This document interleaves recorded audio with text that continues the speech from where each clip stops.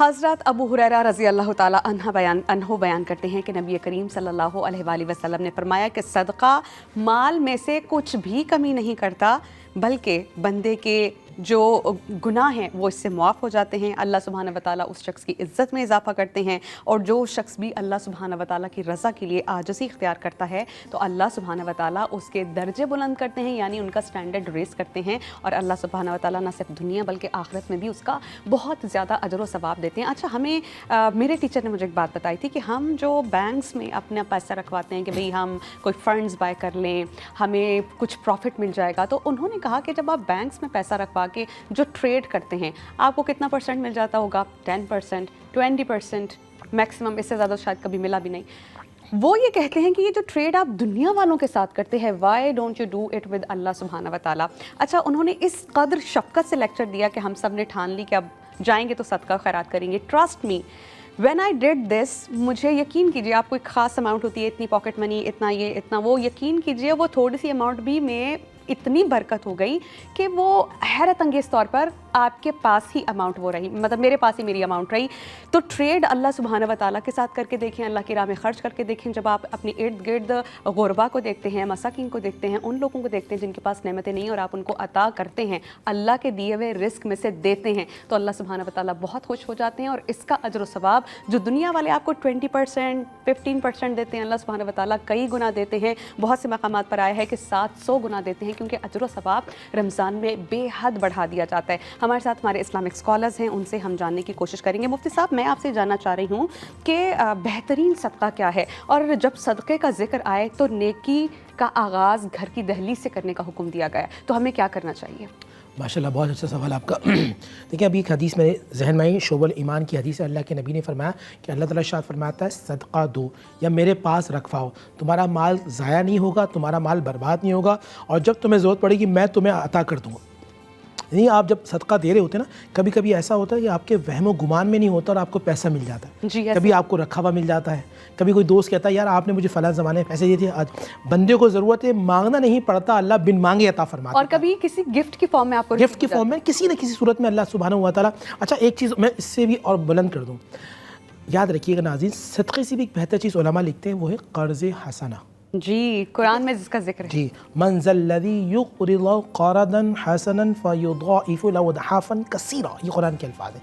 کون ہے جو مجھے اللہ کو قرضہ دے گا؟ نعوذ باللہ، اللہ کو ضرورت ہے، مگر قرآن حدیث کے اندر اس کی مثال ملتی ہے۔ اللہ فرمائے گا ایک بندے کو، میں بھوکا تھا، تو نے مجھے کھانا کھلایا، مجھے کپڑے کی ضرورت تھی، تو بندہ کہے گا اللہ تو خالق اور مالک ہے، تو حی قیوم ہے، تجھے کپڑے کی کیا ضرورت تھی؟ فلاں بندے کو اگر تم کپڑے دیتے ایسا گویا تم نے مجھے دیے، تم نے فلاں بندے کو کھانا کھلایا ہوتا تو گویا ایسا ہے کہ تم نے مجھے کھانا کھلایا ہوتا۔ تو قرض حسنہ کی بھی ترغیب ذہن میں رکھیے گا، کیونکہ قرض حسنہ میں یہ ہوتا ہے کہ آپ کو مال ملنے کی امید نہیں ہوتی، اور یہ جو صبر ہوتا ہے، ایک تو پیسہ دینے کا اجر، پھر صبر کا اجر، تو یہ دو اجر مل جاتے ہیں، آپ کی نیکیاں بڑھاتے ہیں۔ سب سے بہترین، دیکھیے ایک بات یاد رکھیے، صدقہ کا مطلب ہوتا ہے اللہ کے لیے دینا۔ جی، ہمارے ذہن میں یہ ہوتا ہے کہ ہم نے صدقہ دیا، جس حدیث ہے نا، صدقہ بلاؤں کو ٹالتا ہے۔ مثال کے طور پہ میں نے صدقہ دیا ان کا، یا اپنا صدقہ دیا سامنے والے کو، تو اب میری بلا ٹل کے ان پہ چلی جائے گی، وہ برباد ہو جائیں گے۔ ایسا نہیں ہوتا، ایسا نہیں ہے۔ جب میں نے اللہ کے لیے صدقہ دیا تو اللہ نے میری مشکل کو دور کر دیا، اور جو مستحق تھا اس کے لیے پیسے کو رحمت بنا دیا۔ یہ ذہن میں رکھیے گا، اگر وہ واقعی مستحق تھا، اس کے دل سے جو خوشی نکلی، ہو سکتا ہے اللہ اس خوشی کے بدلے مجھے جنت عطا فرما دے۔ اب بہترین صدقہ یہ ہوتا ہے جو اپنے اہل و عیال پر ہو۔ صدقہ کا مطلب ذہن میں رکھیے گا، یہ ہے اللہ کے لیے دینا۔ اگر آپ کسی کو مسکرا کے دیکھتے ہیں، یہ بھی صدقہ ہے۔ آپ مشورہ دیتے ہیں، یہ بھی صدقہ ہے۔ والدین کو عطا کرتے ہیں اللہ کے لیے، یہ بھی صدقہ ہے۔ اپنی بیوی کو اپنے ہاتھ سے لقمہ دیتے ہیں، حضور نے حدیث ہے، یہ سب سے بہترین صدقہ ہے۔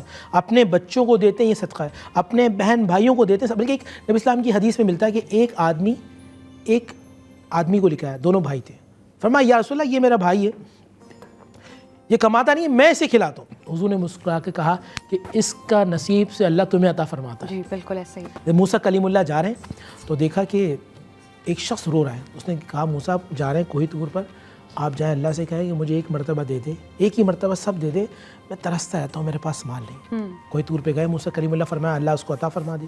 اب کچھ عرصے کے بعد جب موسیٰ کلیم اللہ اس راستے سے گزرے اس بندے کے پاس، تو دیکھے چڑھی ہوئی ہیں، لوگ کھانا کھا رہے ہیں، رش لگا ہوا، ایک ہجوم ہے۔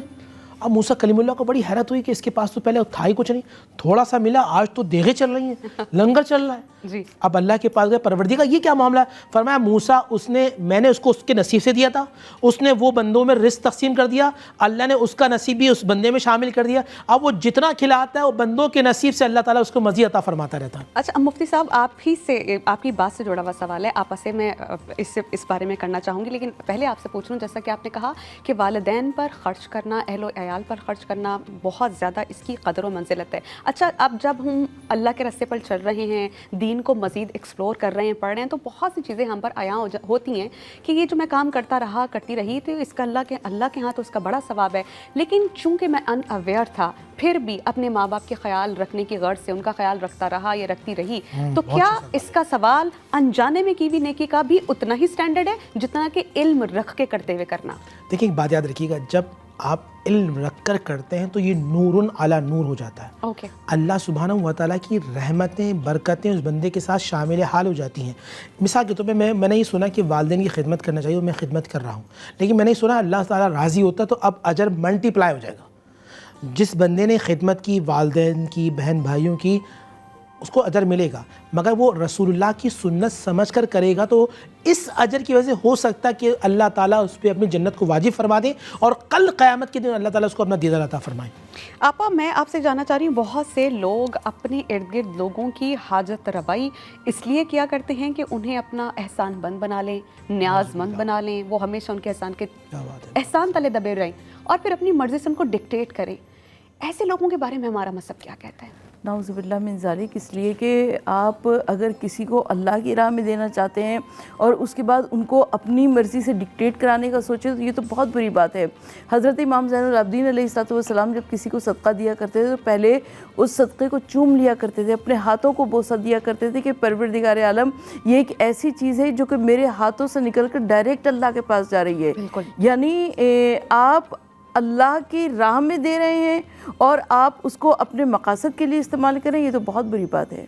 مفتی صاحب, اپنی حاجت روائی کے لیے ہم اپنے ارد گرد دیکھ رہے ہیں, ہمارا کوئی رشتہ دار, کوئی بہن بھائی یا گیدرنگ میں یا ہمارے ارد گرد ہمارے حلقہ احباب میں کوئی ایک ایسا شخص یا ایک ایسی خاتون ہوتی ہے جن کو لگتا ہے سب کو کہ نا ان سے بات کر لی جائے تو ہماری ساری ہیلپ ہو جائے گی. اللہ کے حکم سے اللہ پاک نے ان کو اتنی استطاعت دی ہے کہ تمام لوگ اپنی حاجت کے لیے اس شخص سے, ایک خاص شخص سے یا خاص عورت سے رابطہ کرتے ہیں. تو یہ اس انسان پر اللہ سبحانہ و تعالیٰ کا کتنا بڑا کرم ہے کہ لوگ اپنی ضروریات کے لیے انہی سے رابطہ کرتے ہیں, اور پھر ضرورت پورے کرتے رہنے میں ان کو کتنا اجر و ثواب ملے گا.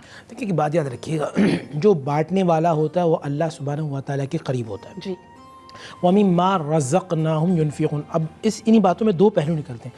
کچھ لوگ ایسے ہوتے ہیں جب بندہ مشکل میں ہوتا ہے, سامنے والے سے ملتا ہے, اس کی باتیں سن کر دل میں اطمینان آ جاتا ہے, تو جو اگر صرف بات کر کے کسی کو مطمئن کر دیتا ہے وہ رسول اللہ کی سنت کو ادا کرتا ہے. کیونکہ مدینے میں ایک ایسی عورت تھی کہ جو عقل مند نہیں تھی, یعنی آپ بھی کہتے ہیں مجنون یا پاگل کہہ سکتے ہیں.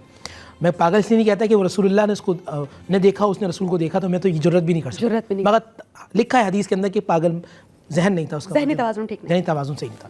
اب وہ حضور کی بارگاہ میں آئی. اب توجہ رکھیے گا حضور کس طرح دلجوئی فرماتے ہیں.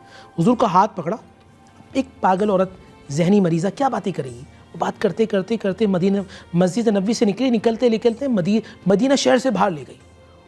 اللہ کے نبی بیٹھے ہوئے ہیں. اب وہ شکایتیں کیا کر رہی ہے, کہہ رہی ہے, بوڑھی عورت ہے, اے اللہ کے نبی محمد مجھے نا ان سے کہو مدینے والے سے مجھے نا پتھر نہیں مارے گا. فرمایا میں تمہیں آج کے بعد کوئی نہیں مارے گا. تو صحیح ہے, مدینہ میں نا میری کچھ سنتا نہیں ہے. حضور نے رو پڑے, کہنے لگے محمد ہے نا سننے کے لیے, جب تمہیں کبھی بات کرنی ہو تو جتنی باتیں کرنی ہو محمد سنتا رہے گا, اماں تم سناتی رہنا. سبحان اللہ. یہ انداز تھا رسول اللہ کا. تو مدینے کے بچے, بوڑھے, جوان جب بھی رسول پاک صلی اللہ علیہ وسلم کو ڈھونڈتے تھے معذرت کے ساتھ, آج مجھے اگر کوئی مفاد ہے تو میں بات کرتا ہوں یا بات سنتا ہوں, مفاد نہیں تو موبائل بھی نہیں اٹھاتا. تو اس سے بھی اعتراض کرنا چاہیے. اور دوسرا یہ کہ جو شخص دینے والا ہے, سخی ہے, یاد رکھیں اللہ سبحانہ و تعالیٰ کی بھی قریب ہے, رسول کے بھی قریب ہے.